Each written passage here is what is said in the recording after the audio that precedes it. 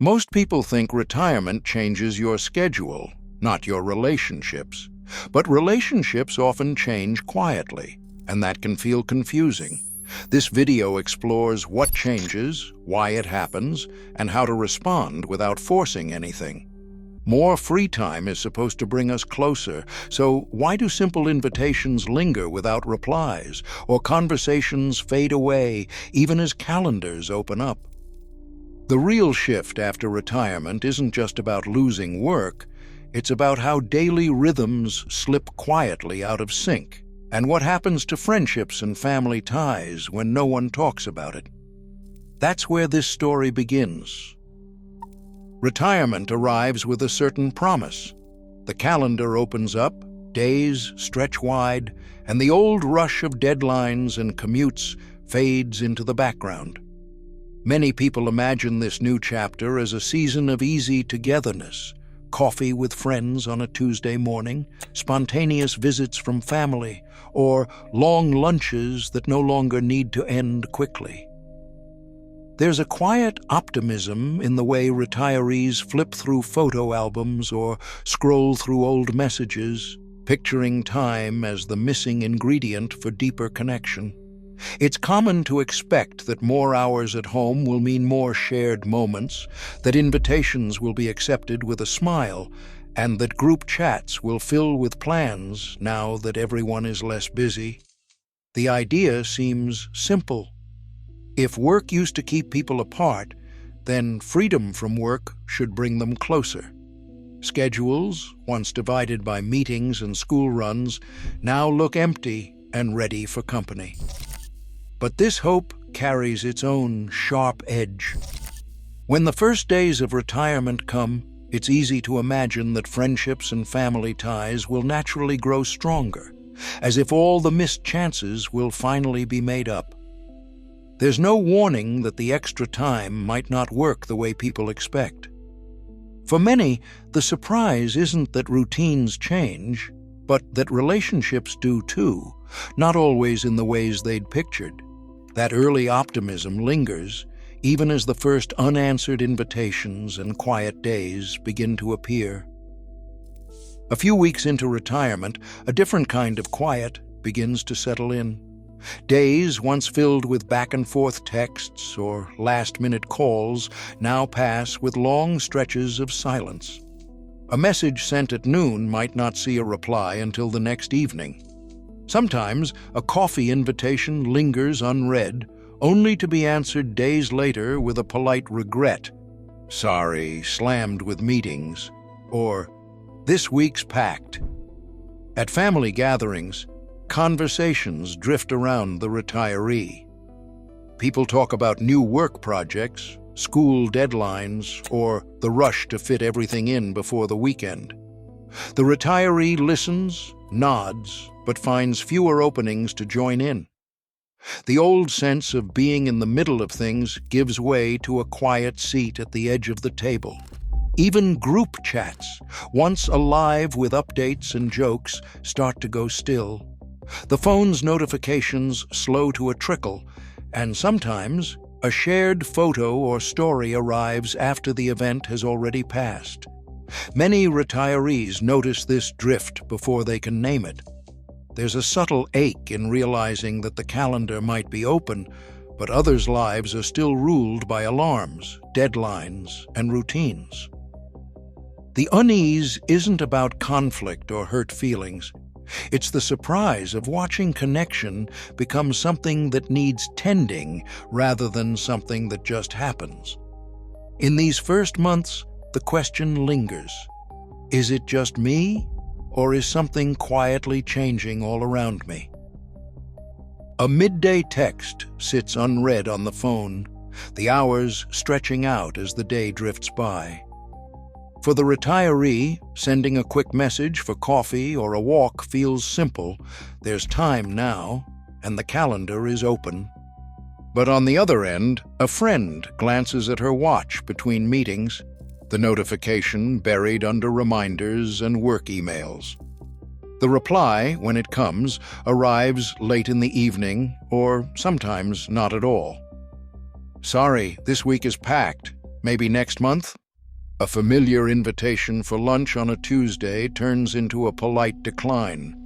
The friend's calendar is crammed with back-to-back appointments, school pickups, and errands squeezed into short breaks. Even weekends, once reserved for catching up, are now filled with obligations, children's games, house projects, or simply recovering from the week's rush. The retirees' days are wide open, but everyone else's seem to shrink, leaving little space for spontaneous plans. Group chats that once buzzed with quick exchanges now slow to a crawl. A message sent in the middle of the day might not see a response until days later, if at all. Invitations to coffee or a walk are met with, "Let's find a time soon." But the shared calendar never quite lines up. The distance that grows isn't about hurt feelings or disagreements. It's the quiet realization that time, once the rarest commodity, now flows differently for everyone. The new rhythm is out of sync, and connection no longer happens by accident. Long before retirement, connection came built into the day. A familiar face in the hallway, a quick nod on the way to the copy machine, a joke shared while waiting for the elevator. These moments stitched people together without anyone planning them.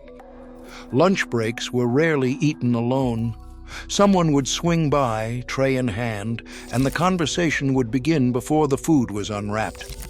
Even the smallest errand, dropping off a file, asking about a project, became a reason to check in, to exchange news, to feel part of something. A coworker might appear at the door with a question about yesterday's meeting, then linger to ask about weekend plans. These small interruptions once filled the hours, turning strangers into companions and colleagues into friends.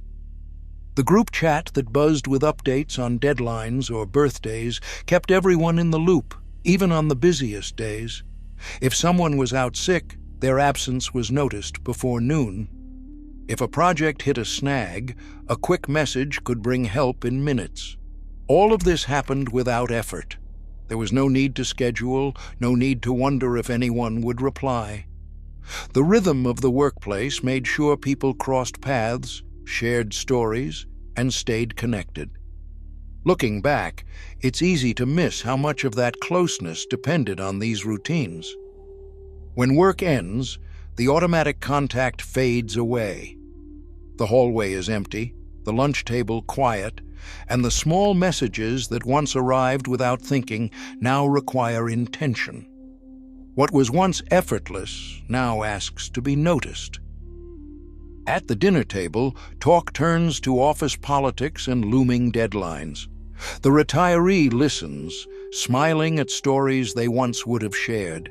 When an adult child answers a call, their voice is quick and distracted, half focused on a spreadsheet, half on the conversation.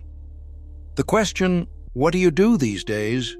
fades, replaced by silence or a swift change of topic. Invitations to family outings sometimes arrive late, tucked into a group chat after the plans are already set.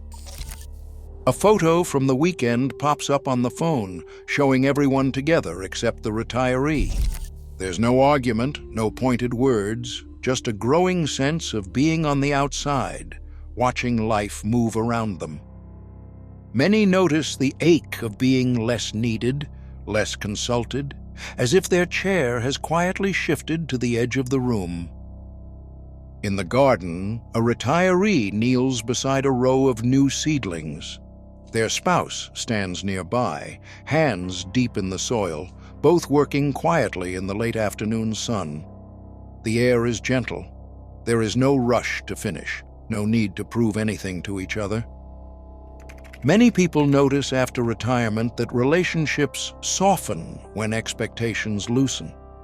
The urge to keep score, who called first, who invited whom, begins to fade.